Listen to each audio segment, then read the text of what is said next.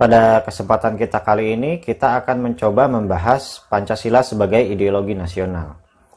Tapi sebelum kita masuk ke tema pembahasan kita, alangkah lebih baiknya kita berdoa terlebih dahulu kepada Tuhan Yang Maha Esa. Semoga kita senantiasa diberikan limpahan rahmat, karunia, serta mendapatkan kemanfaatan atas ilmu yang kita dapatkan.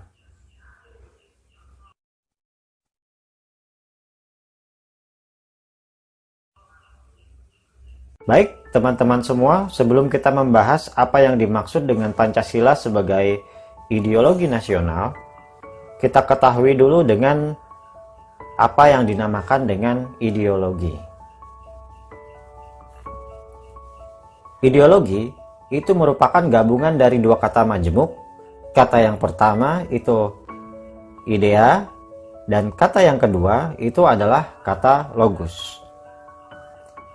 Baik idea maupun logos itu merupakan kata yang berasal dari bahasa Yunani. Idea berasal dari kata eidos, maaf ini tulisannya ideas tapi yang betul adalah eidos, dan logos asal katanya adalah logos. Untuk ide sendiri itu dapat diartikan sebagai cita-cita, tujuan, nilai dasar, dan pedoman. Sedangkan untuk logi atau logos itu dapat diartikan sebagai ilmu atau pengetahuan. Kita seringkali mendengarkan atau seringkali menemukan kata logi itu digunakan sebagai akhiran sebuah kata yang berkaitan dengan keilmuan. Seperti halnya kita sering menemukan istilah logi dalam bidang keilmuan, misalnya biologi, sosiologi, antropologi, dan logi-logi lainnya.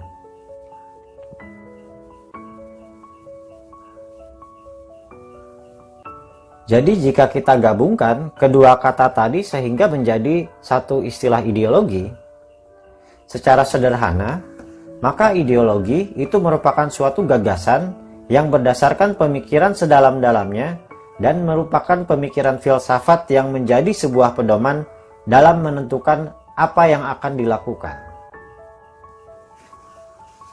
Kenapa misalnya ideologi itu dikatakan sebagai pemikiran filsafat?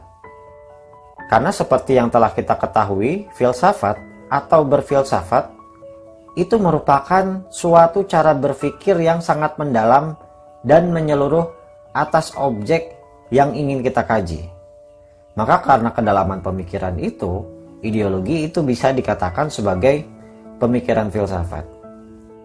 Dan karena begitu dalamnya sebuah pemikiran dalam membentuk suatu ideologi, maka dapat dikatakan bahwa ideologi ini merupakan suatu keyakinan. Oke, kita lanjut ke slide berikutnya. Nah, ideologi ini merupakan suatu pilihan yang membawa komitmen atau keterikatan untuk mewujudkannya. Semakin mendalam kesadaran ideologi seseorang, maka akan semakin tinggi pula komitmennya untuk melaksanakan ideologinya itu.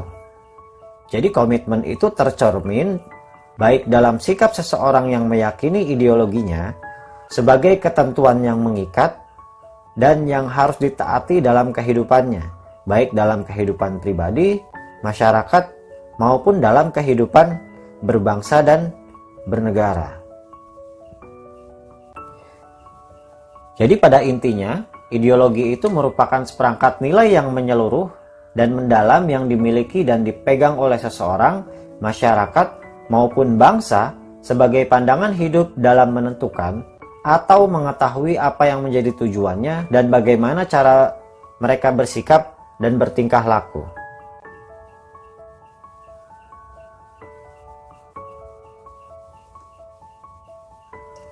Lalu bagaimana peran ideologi bagi sebuah negara? Karena seperti yang dapat kita ketahui bahwasannya, setiap negara itu pasti memiliki sebuah ideologi. Oke, dalam konteks negara, ideologi itu dapat diartikan sebagai cita-cita, pandangan hidup, dan nilai dasar yang dijadikan pedoman bagi seluruh rakyat untuk hidup dan bagaimana menyelenggarakan sebuah negara. Maka berdasarkan definisi ini yang perlu kita garis bawahi adalah pentingnya ideologi bagi sebuah negara itu karena ideologi merupakan cerminan dari cita-cita negara, pandangan hidup, dan juga sebagai nilai-nilai dasar yang dianut suatu negara yang dijadikan sebuah pedoman. Jadi sebuah negara itu jika ingin mencapai tujuannya itu harus mengingat apa yang menjadi cita-cita dan pandangan hidupnya serta berpedoman pada nilai-nilai dasar yang termuat di dalam ideologi yang dianutnya.